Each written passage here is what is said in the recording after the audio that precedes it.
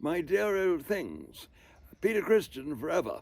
Don't forget that when you order lovely red cords like the ones I've got on today, some eau de toilette perhaps, or even that lovely gentleman's smoking cap that I had on in my YouTube video yesterday. When you order these from Peter Christian, remember to use the code BLOWERS, and then you will get a free delivery. Now, we're all a bit anxious, aren't we, about this test match at the Gabba, which starts, in less than a day now. Are England going to get up and level the series? I think the odds are overwhelmingly in Australia, in Mitchell Stark's favour, you might say.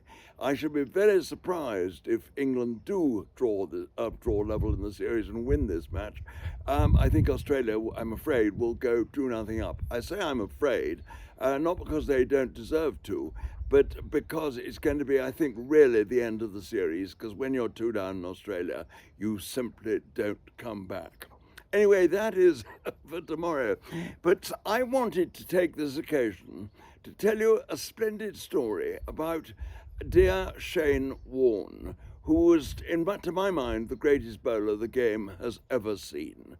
An absolutely wonderful bowler who, the art of leg spin in the hands of Shane Warne became something completely different.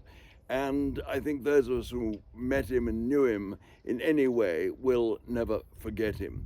This wonderful story that I'm going to tell you happened back in 2016 during the test match at Edgbaston when England were playing Pakistan. And I think it was the second or third evening, and I left the ground early. I left the commentary box early, but to beat the traffic, I finished my stints. And at the same time, Phil Tufnell and Michael Vaughan were also leaving the ground. And so I gave them a lift back to our hotel. And on the way, we decided that we were going to have dinner together. We hadn't really sort of seen each other in the evenings for quite some time. So we went upstairs and changed, I suppose, and a bit later met in the bar where we embarked upon a rather exciting adventure with some red wine, some pretty decent red wine too it was. And I think we drank a bottle and probably ordered another. And we were intending to go into dinner, but then at some stage it occurred to us, I think, that probably solids were unlikely to play a part in the evening. So we stayed in the bar. And we were talking away and prattling on when suddenly a lady appeared and said, had we seen Shane Warne? She looked actually at us to make sure none of us were Shane Warne, which I think was fairly apparent. And we said, no, we hadn't seen her. And anyway, she sat down at a nearby table. And we went on talking and drinking some more red wine. And I think another lady arrived, if I'm memory is right, also asking if Shane Warne was around. We said no, he wasn't. I think she sat down too. And then eventually the great man himself arrived, and this was terrific. And of course, he's so wonderfully full of knowledge of cricket. I mean, Warne was a terrific person to talk to, always fun, always laughing, and goodness me, it is the saddest thing in the world that he is no more to share everything with us. Anyway, we talked away, and he said hello to the ladies, and didn't seem to spend any particular interest. But anyway, we went on talking, and we went on drinking some more red wine, I'm ashamed to say, and eventually a glass was put in front of me. Warne himself put a biggish glass in front of me and said, go on, blowers, drink that. Well, I was, drinking it. I said, well, I'm going to drink this glass of red wine first, which I did. And then the glass was pushed closer still, and I picked it up and had a swig. And it was rather good, but what surprised me was that in the glass was another glass full of something else, other liquid, which hit me on the nose. I drank the first one. Anyway, Warne said, go on, blowers, drink it all. So I did scoff the lot. And it was rather good taste, and I rather enjoyed it. I said, well, the only thing I can do now is have another.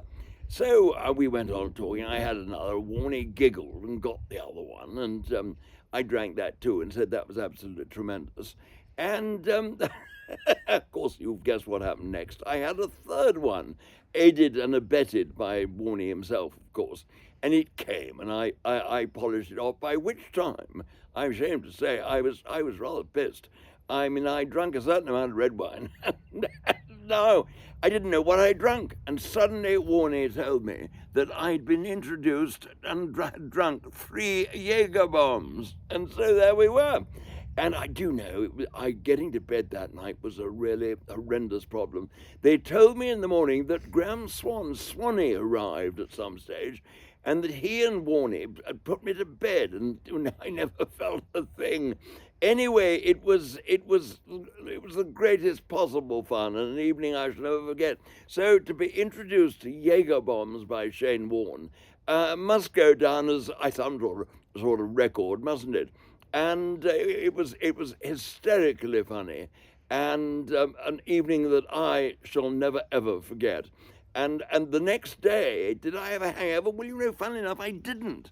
And in the commentary box, I think I was in fairly good form. But, you know, they were awful cards. I mean, Vaughan and Tufnell. And I suggested that we did the same thing the next evening, and they wouldn't do it. They chickened out. So there we are. Jager bombs forever. And whenever I think of Jager bombs, you know, I don't think I've ever really actually drunk one since, but I shall do one day. And I shall always toast Shane Warne when I do. How long is that?